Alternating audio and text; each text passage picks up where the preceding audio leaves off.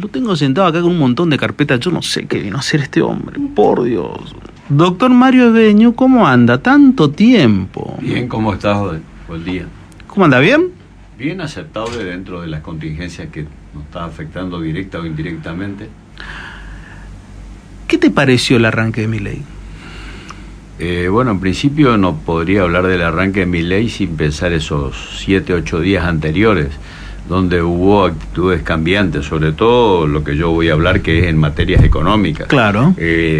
Cuando se produce todo ese acuerdo con determinado sector de Macri, pasa una línea económica que parecía que era la que había llevado Patricia Bullrich adelante y que inclusive se había exhibido en Estados Unidos por medio de Melconian, empieza a otra línea.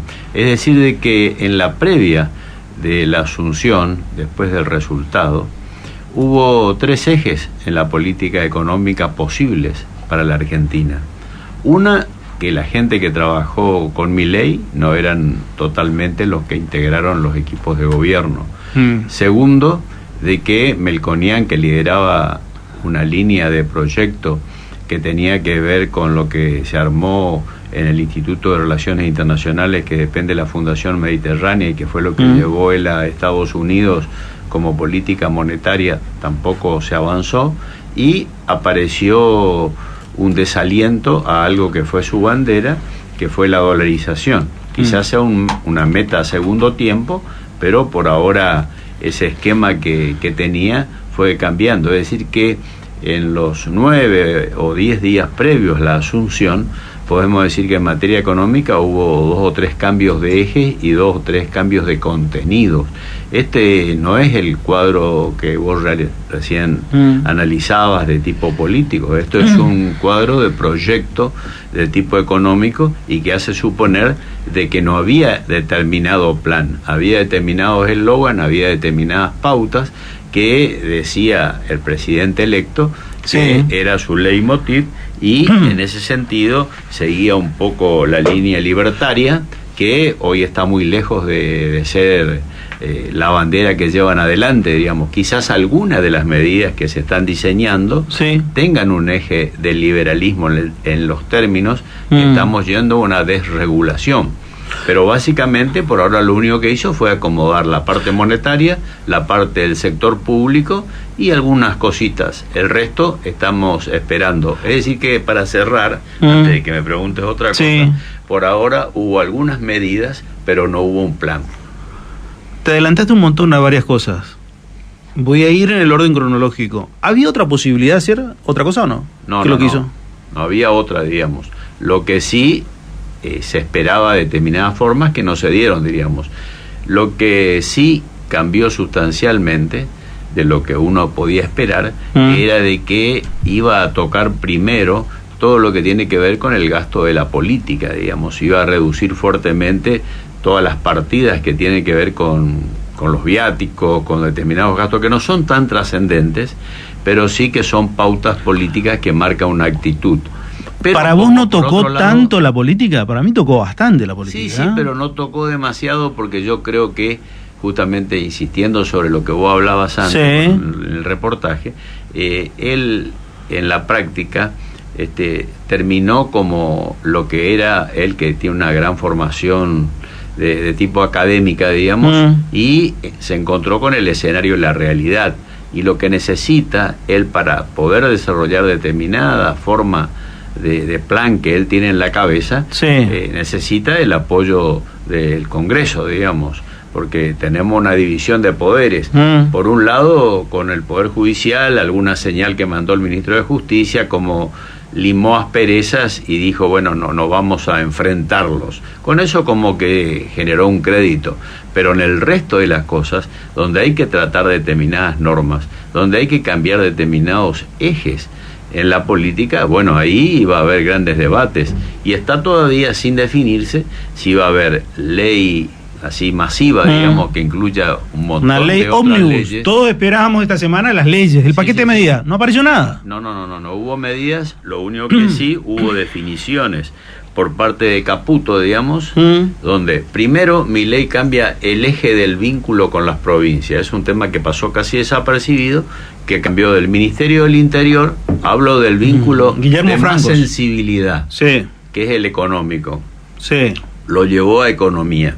Es decir, de que uno de los rubros que está dentro de los 10 puntos que largó en el único mensaje atrasado que hizo Caputo, que es la transferencia a las provincias, pasó a manos de él, digamos. Es decir, lo que no son fondos automáticos. Y en este país donde yo entiendo, y eso es un primer concepto que yo creo que hay que tratar en algún momento, hay que empezar a revisar la ley de coparticipación. Por dos razones. Una, porque su contenido, y si uno lee la ley de motivo y lo que se planteó en su momento, ajeno a esa pavada que se debate, que Lilita Carrió puso una cláusula que tiene que haber unanimidad entre todo esto. Acá hubo un montón de leyes que tenían restricciones de modificación y se cambió, y esta es sustancial y tiene que ver con el desarrollo del país. Desde el año 94 tenemos la imposición de hacer una nueva ley de coparticipación. Una sentencia de la Corte. Y tenemos casi 30 años y la verdad yo no veo que nadie esté preocupado por eso. Bueno, pero fíjate vos que acá, en un país, si fuera serio, bueno, no están preocupados porque todos están relativamente conformes, porque le compensan con esos fondos adicionales lo que tiene de reducción en el distribuidor. Pero si vos mirás la ley de coparticipación y su razón de ser, su contenido, ninguno de los tres ejes que se debate, inclusive hay un ámbito que es el CFI, el Consejo Federal de Inversiones, donde parte de los fondos coparticipales van ahí porque se quiso crear un ámbito donde técnicos debatan las razones de la distribución de la coparticipación. Convengamos que esta es la primera vez en los últimos 40 años que el CFI pasa a tener una dinámica distinta. Porque pero es que no hay más alternativa, por eso. Pero porque tenés la conformación, pero tenés la conformación con mayor cantidad de gobernadores de otra estructura. Estamos de acuerdo, pero lo que sí tiene que quedar claro es que determinadas instituciones que son formales y que están en leyes, se las utiliza, disculpame la terminología, se las utiliza cuando no hay alternativa, digamos. En vez de ir a la Corte a discutir determinadas cosas, optaron por llevar, que ahí adentro hay una comisión federal de impuestos, digamos, a discutir ahí. Y ahí es donde nace el proyecto de revisión de algo que fue muy importante y que va a ser muy criticado, que es volver atrás a ganancias. Fíjate vos que el proyecto que se va a volver a ganancias fue debatido ya en el CFI hace 2 días. Es decir, de que se convirtió la necesidad para revisar el desgaste político que significa que nuestro presidente, cuando era legislador, votó de una forma y ahora aspira a otra forma, que determinados legisladores tenían un criterio y hoy es otro porque son gobernadores. Bueno, el bolsillo parece que es casi el derecho constitucional. La ley de ganancias, la mayoría que votó a favor, todavía sigue en el Congreso. Sí. Van a tener que cambiar su voto. Exactamente, la eliminación de la... Pero para el ciudadano, para casi el 3,5% de los asalariados y de los propistas que en el país hay bastantes, le puede significar una reducción nuevamente. Es decir, alcanzaron a cobrar o a obtener el resultado, digamos, que le quedó líquido en el bolsillo por no tributar, entre 200 y 307.000. Ese es el rango del corte, digamos. En un mes puede volver a perderlo, diríamos. Claro, fue una bandera. Pero ahí tenemos un gran drama. Bueno, ahí tenemos un gran drama. Porque si yo digo, por eso lo exhibo, Daniel. Yo recupero, porque ganancia va a traerle tranquilidad a las provincias, pero un gran drama para el tipo que en realidad dejó de pagar. Digo, porque ese tipo dice, ese dinero que recibí ya me está licuando toda la inflación. Exactamente. Por un lado tiene el efecto monetario, que es el efecto inflacionario, y por otro lado, un derecho que con justicia recuperó, pero a que ahora se lo vuelven a poner, digamos, se vuelve a convertir en injusticia. Si antes lo era, ahora también. Porque ahí vamos a volver a una discusión que es mucho más grave, que es provincias en caja, pero ciudadanos no en caja. Y bueno, yo creo que ese va en contra, no quiero tocar mucho el tema político yo, pero ese es exactamente lo contradictorio a la casta.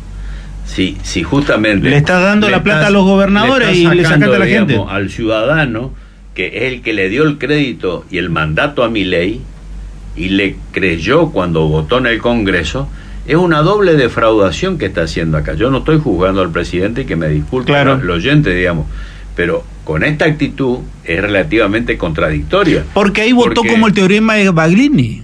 Porque estaba lejos de gobernar, prometés cualquier cosa y después cuando te toca gobernar te encontrás el de pelota que tenés en la caja. Bueno, pero esa es la realidad que deterioró el patrimonio de este país, que hizo de que un país que está exportando y que tiene un montón de bienes y servicios que son requeridos en el exterior, tiene hoy reservas en el Banco Central negativas, digamos. Es decir, nosotros somos contradictorios, digamos. Nos bañamos en el invierno con agua fría y en el verano con agua caliente. Entonces vamos a poner las cosas en línea, digamos. Porque una de las cosas que tiene que ordenar la nueva política que se pretende armar ahora, y yo creo que esta especie de coalición que hay puede generar algo positivo, porque en el mundo lo que tuvo mayor resultado, que siempre se toma casos como España, Italia y Israel, fue justamente la concurrencia de ideas.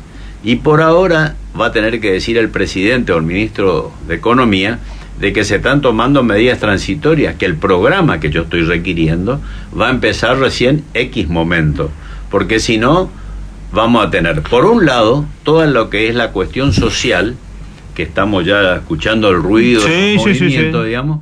Vamos a tener la necesidad del Estado de ordenarse para poner estas ideas en práctica, y por otro lado un montón de liberalidades que ya se tomaron, como los precios, como los combustibles, como los servicios, y lo que va a venir de ajuste, que son el gas, la luz, etcétera, etcétera. Hay terribles inequidades, porque en Buenos Aires el gas vale por mes lo que acá le sale a un ciudadano la garrafa. Pero mirá el transporte público. En Buenos Aires sale 50, 60 pesos. Sí. Y acá sale 200 cuando están queriendo elevar ahora un aumento. Y en ambos casos subsidiados. En ambos casos subsidiados. Pero imagínate cómo. Y encima, lo peor del caso es que allá tenés mayor cantidad de corte de boleto, o sea, tenés mucho más posibilidad de financiación por la cantidad de traslado. Porque tenés mayor volumen de traslado. Tenés corte de boleto, es una antigüedad.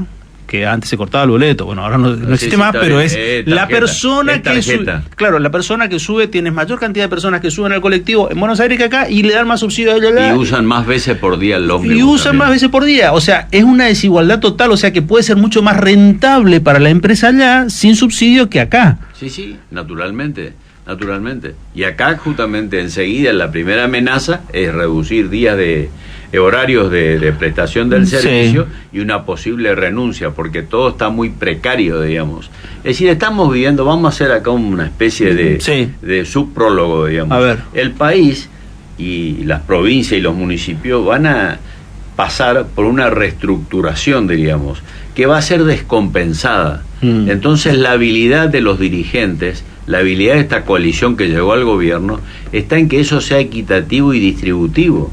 Porque por un lado ahora se están liberando las exportaciones. Ya hoy, domingo, entraron. Hoy domingo entraron, si vos mirás el régimen de aduanas, casi 1.300 esos formularios que reemplazan a los famosos CIRA, digamos. Entonces, la gente no confía en que va a ser algo muy prolongado en el tiempo. Entonces dice, ahora me conviene, pumpa, 800 pesos al dólar, adelante con los faroles. Ahí me adelantaste otra vez, te fuiste allá 10 metros más hacia adelante. Bueno, disculpa. Porque vos me estás yendo y entraste cuando hiciste esa suerte de título, decir, hagamos acá un título de esto. Y yo me quedo pensando en otra cosa. Digo, porque hablaste de la cuestión social, hablaste de todo eso. Ahí tenés eje de crisis. Nosotros no, yo la verdad cuando escucho muchos análisis y todo digo, pero se están olvidando de algo, que estamos en manos de un presidente que tiene la legitimidad de los votos, 56% de los votos, pero que no tiene la más mínima experiencia de gobernar la cosa pública. Sí, y un equipo mezclado con varias corrientes. Que nunca estuvo ni como intendente, ni como gobernador, ni como ministro, ni como secretario, en nada de la administración pública. Y eso es un valor muy importante en materia de aplicabilidad de la administración. Claro, el valor de la experiencia, que en el gabinete tampoco tiene mucho.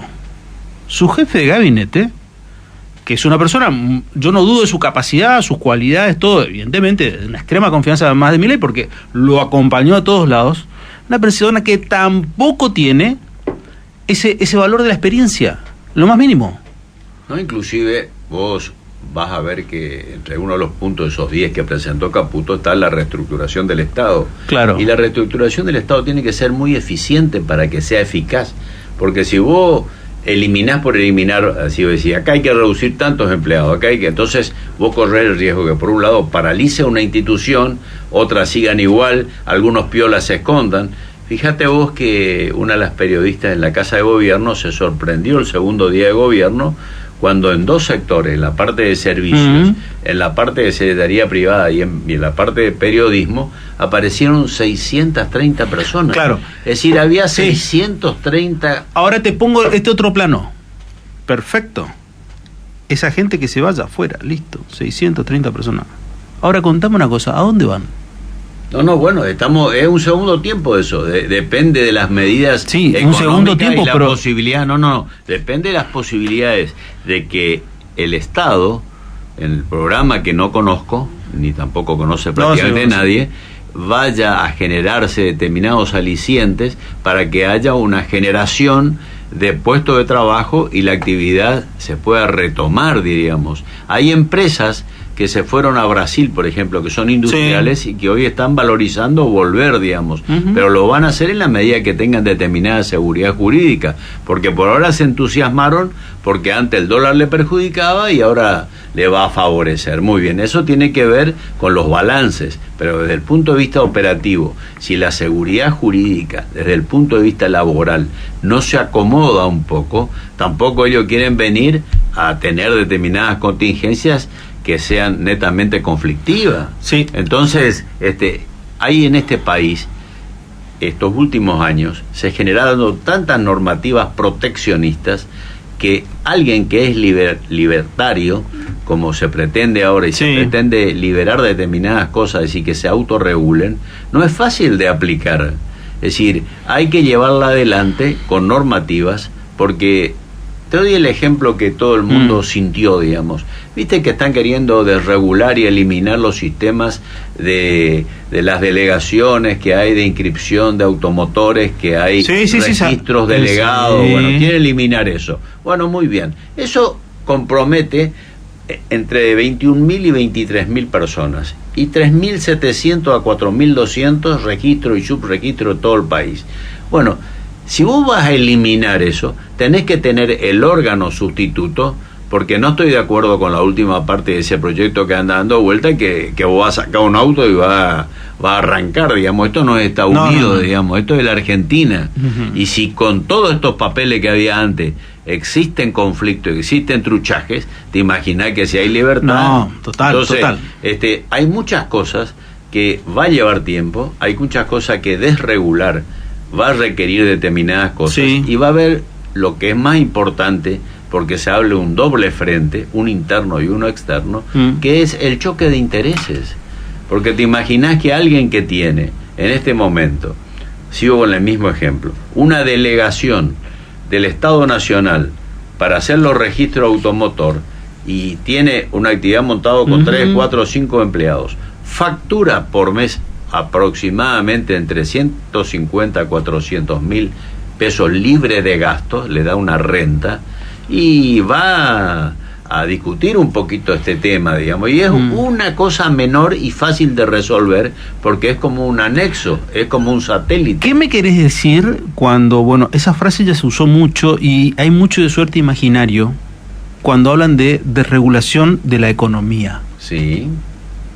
Una cosa es la cuestión teórica, otra ya dijiste en el medio. Esto es Argentina, en Estados Unidos tenemos una idiosincrasia completamente distinta, tenemos una composición completamente distinta. Una actitud social, tenemos una actitud de leyes completamente distinto. Por eso yo siempre digo, está bien, todo el mundo dice queremos ser tal o cual país, pero somos argentinos, tenemos otra naturaleza.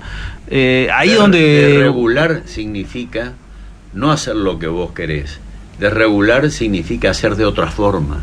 Menos burocracia, eso es desregular, digamos, no liberalismo, digamos, porque acá se pretende sigo con el mal ejemplo de los autos, se pretende que vos salgas de la agencia, digamos, y vos te vayas con una carpeta y circule así. No, digamos, no es tampoco así. Es decir, no se puede pasar de blanco a negro, digamos. Hay que normatizar. Es decir, también, para desregular, Daniel, hay que normar, dictar determinados actos, porque no se puede ir a jugar un partido de fútbol, por más que sea amistoso, sin referee. ¿Vos viste que los partidos, hasta los amistosos, se juega con referee? Sí, eso que cada uno de cada equipo cobra, digamos, eso ya no corre más porque todo termina a las patadas. Bueno, todo igual. Hay que tener normas. A ver, explícame. Por eso es que es muy valioso, algo que estuvo trabajando el ex ministro de Macri, Sturzenegger, digamos, donde estuvo preparando normas para desregular, digamos. Pero él lo que está preparando son normas, no las conozco, pero sé cómo se trabajó. Son normas y te establece cuál deroga y cuál la reemplaza. Ese es el eje revolucionario, digamos. Esa es la metodología que hay que aplicar. La implementación de un nuevo sistema. Claro. La implementación ahora, medidas, hablaste un poquito de las exportaciones e importaciones. ¿El campo cómo vio las medidas de los cambios del dólar y las exportaciones? ¿Cómo ve? Y ve favorable hasta este momento, sobre todo la desregulación y el valor de cambio, digamos. Es cierto que es muy poco lo que hay aún en condiciones de exportar, digamos. Pero si por otro lado se empieza a manejar de vuelta el tema de fijar determinados tributos a la exportación, va a ver cuánto es la renta, porque por ahora todos se entusiasmaron porque cambió sustancialmente la modalidad y la renta, digamos. Pero parece que la modalidad sí se va a mantener, de facilitar la exportación, pero la renta se va a reducir porque están pretendiendo volver a determinados impuestos que fueron derogados, que se imaginaron derogados. Es decir, de que todo el sistema tributario debe ser revisado. Fíjate vos que todo el sector de la producción avanzaron muchísimo con determinadas normas que tienen que ver con la exportación. ¿Por qué? Porque todo el equipo que está trabajando es universitario, es gente que conoce de la producción y conoce determinados lugares del país. Pero cuando entraron a la parte tributaria, digamos, que es necesariamente la otra pata que tiene que hacerse para el comercio exterior de los productos primarios, ahí se pinchó. ¿Por qué? Porque tiene que conciliar, por un lado, con el sector de economía y por otro lado, diseñar los gravámenes. Y el presidente determinar, porque esa es su función, las políticas, qué sector se va a alentar y qué sector no se va a alentar. Eso todavía no se visualiza. Política monetaria. Sí. ¿Qué te pareció? Y la política monetaria lo que hicieron es arreglar su caja. Y ahora entra todo un programa que está trabajando el ministro Caputo para tratar de ir a un acomodamiento de las reservas y con un objetivo, creo que es para cumplir la chinche o la idea que tiene el presidente, de llegar a dolarización. En esos términos, digamos, el Banco Morgan estableció determinadas pautas en estos últimos 2 viajes que hicieron los funcionarios monetarios y dictó determinadas cosas. ¿Por qué? Porque si eso se lleva adelante, hay un dossier reservado, que te traje una copia, muy cortita, que es media hoja, donde te dice cómo se va a llegar a eso, que circula en la banca norteamericana, y de dónde va a sacar el dinero Caputo para arreglar un poco, no se va a arreglar todo lo de las LELIQs, porque todas las que son del sector público se la van a... Exactamente, pero a las LELIQ, por ejemplo, que son del fondo de los jubilados, le van a mandar una licuación que va a quedar un 40%, o 42%, va a haber todo el resto licuado, digamos, porque se va a hacer con una especie de bono interno. Es decir, que nuevamente los sectores que se decía proteger van a ser los que más riesgo van a tener, digamos. Ese es el futuro, digamos. ¿Por qué? Porque ahí se va a mostrar la lucecita al final del túnel, que va a ser la dolarización, pero no la dolarización que se imaginó alguien, que se iba a sustituir nuestro papel moneda, porque eso es lo que tenemos, digamos, por el dólar. No, va a haber equivalencias de determinados costos en dólares. Y lo primero que va a salir y que a la gente le va a interesar, todavía no puedo valorar si va a ser beneficiario o no, va a ser la liberación de los alquileres. La ley de alquileres directamente, entre esto que va a entrar a considerarse en las próximas 48 horas, se deroga la ley. Y a partir de ahí se aplica el Código Civil y Comercial último, donde las partes pueden negociar tanto los términos del contrato como los importes y moneda de pago. Es decir, de que ese sí es un cambio sustancial, digamos, pero también no tiene que olvidarse de que existen todos esos créditos que fueron tomando las personas por el sistema U, que tiene ajuste con UVA, y que también van a tener que echar mano, porque si no la gente va a caer en un sistema parecido a la 1050, porque no va a haber relación entre sus ingresos y el ajuste de sus cuotas. Tengo, cuando escucho todas las cuestiones económicas y miro, y después escucho otras cuestiones también de índole económica, pero vinculadas a algún sector en particular, la sensación, y recordaba mucho a Massa, ¿el campo puede ser el gran salvavidas del gobierno el año que viene? Puede ser, sí. Yo creo que buena parte de lo que va a generarle a partir de la segunda semana de marzo en adelante va a ser el ingreso que es todo lo que es el comercio exterior de grano, etcétera, etcétera. Todo lo que tiene que ver con lo que es producción primaria, para ponerle. Y a lo que hay que sumarle, que ahora se está liberando también, el sector de la carne, que era un sector que nunca fue considerado en el comercio exterior y ahora va a ser. Y no solamente la carne bovina, quiero aclarar porque eso no está en ningún lado, sino también cualquier otra de las formas de carne, digamos. También va a haber corte de cerdo, también va a haber cortes aviares que van a poder exportarse casi libremente, digamos. Después se discutirá cuál es el impacto interno del abastecimiento o el toque de precio. Pero está bien, eso se viene el miércoles. Te hablaba de otra pregunta. ¿Y hay mercados para eso? ¿Dónde se vende todo eso? Entiendo que la carne va a tener mercado rápidamente. ¿Ah, sí? Sí, porque hay carencias. No hablemos del impacto interno, sino hablemos de las posibilidades. Y durante todo este periodo, digamos, de restricciones que hizo el kirchnerismo, nunca dejó de funcionar el Instituto de Promoción de la Carne Argentina, digamos. Es decir, estamos en el marketing muy fuerte en determinados países, que pueden ser compradores, inclusive los países árabes, porque eso que es independiente, digamos, depende...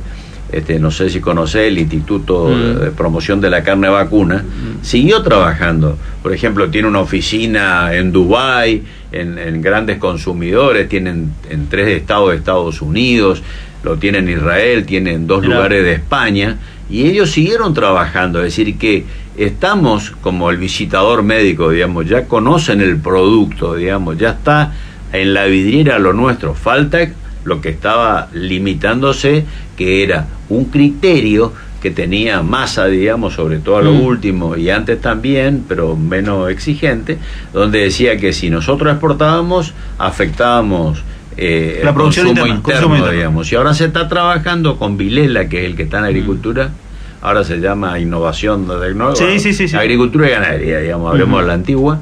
Están tratando de determinar, y lo van a aprobar ahora ya para la fiesta, te va a anunciar también esta semana. Esta es una semana de anuncios, creo que es una semana de anuncios y conflictos.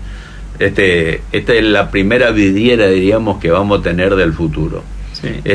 Yo tengo otra visión, yo creo que el gobierno zafó.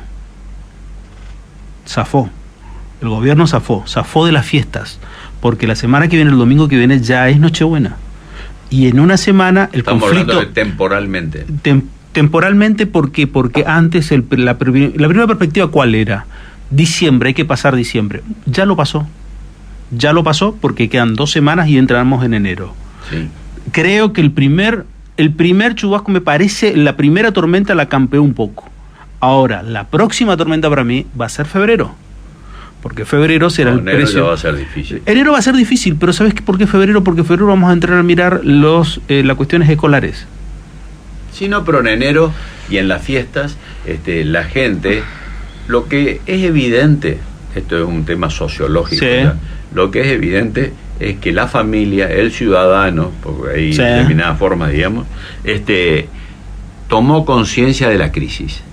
Todo el mundo se dio cuenta de que hay que regularse internamente, como lo único que vino es estabilizar un poco ahora el tema de los combustibles, digamos. Pero en general la gente ya en la familia desalentó los regalos, desalentó las grandes fiestas, los grandes consumos. Es decir que la autorregulación, que es un sistema que en la Argentina poco se usa, está logrando lo que vos insinuás, que va a estar un poquito tranquilo, que va a estar, pero la realidad es otra. ¿Por qué? Porque van a gastar todos estos plus, todos estos acomodamientos que hay adicionales ahora, económicos. Y aguantarse en enero. Y el enero va a ser muy caliente. Que va a tener como 1534 días, no 31. Sí, y a su vez creo que si en nuestro caso provincial, digamos, si el gobernador da lo que dijo, que va a haber algunos ajustes tarifarios de energía, y que eso va a ser difícil, diríamos. Y la gente, no hay que perder de vista, a pesar de que vos me decís que salto de un punto a otro, pero tiene que ver un vínculo con el otro, la gente redujo casi el 33 al 37% los compromisos que tenía de vacaciones. Es decir, la gente ya está viendo cómo reduce sus costos por lo que se llamaría en inglés economía por no gasto, digamos. Y ya algunos están pensando que no va a haber carnavales también. Es decir, va a haber una reducción de gasto porque la gente va a empezar a mirar hacia adentro, porque ya son conscientes de que su caja se ha reducido. Y todo eso... Se acabó la fiesta y hay que pagarla. ¿No? Y todos esos premios consuelo que te daba Massa, digamos, como fueron todos sus adicionales, hablo de Massa porque él fue el generador de esto, el generador de la deuda que vamos a tener que asumir, digamos, porque el país es de todo, digamos, y las obligaciones son de todo. Massa no está y nosotros seguimos estando, diríamos, prácticamente, ¿es así? Sí. No, y sobre todo nos quedó el pasivo, digamos. Claro. Es como una herencia que sin beneficio de inventario, digamos. Exactamente. Algunos ya me va a quedar tal casa, pero mirá que debe tanto de impuestos. No se va a mover si no le toca a mi hermano, te dice. Sí, claro. Es un chiste medio desagradable. Yo me acuerdo real. mucho de eso del doctor Gustavo Lozano, que él decía, bueno, le puede quedar una herencia, ¿y cómo no voy a, por usted puede aceptar o rechazar? Yo le digo, bueno, pero doctor, escúcheme, ¿cómo voy a rechazar una herencia? Y me dice, y vos no sabés si no tiene deuda. Bueno, el ejemplo de él es consistente igual que el mío. Sí, por eso. Se me fue el tiempo, como siempre. Me hubiera quedado hablando una hora más, pero... Vamos a sintetizar. Creo que vienen momentos difíciles. El país necesariamente tiene que transcurrir por esto. Esperemos que tengamos ayuda externa, digamos, que podamos superar y que el liberalismo no se abuse del liberalismo, digamos. Piensa en la gente y cumpla con la palabra de que hay que cargar sobre lo que ellos llaman la casta, esa palabra a mí no me gusta, sobre aquellos que obtuvieron determinados resultados, sobre esa persona que vos estás en un surtidor por cargar nafta mirando tu tarjeta o tu plata y atrás viene uno con un vale de nafta del Estado, digamos. Sí. Ese es el mejor ejemplo que a mí se me imagina. Sin lugar a dudas que si se olvida a la gente se lo va a hacer sentir en el corto plazo. Yo no dudo de eso. Si el liberalismo piensa en un marco teórico, que solamente con esa teoría se puede llegar a cumplimentar todo, la gente se lo va a hacer sentir de la misma manera que lo hizo sentir al establishment político en la última elección, trayendo y aprobando, votando a un tipo que no tenía ni un partido político, ni una tradición, no tenía ni un dirigente político, no tenía nada. Le votó a ese, bueno, se lo va a hacer sentir. Porque insinuaba un cambio. Insinuaba que había que terminar eso que era infinanciable más. Total y absolutamente. Que tengas un gran año nuevamente. Bueno, gracias. Ojalá un gusto verte siempre. Y buen año que sea el de todos. Exactamente, un gusto verte siempre. Gracias. El doctor Mario Deñú con nosotros.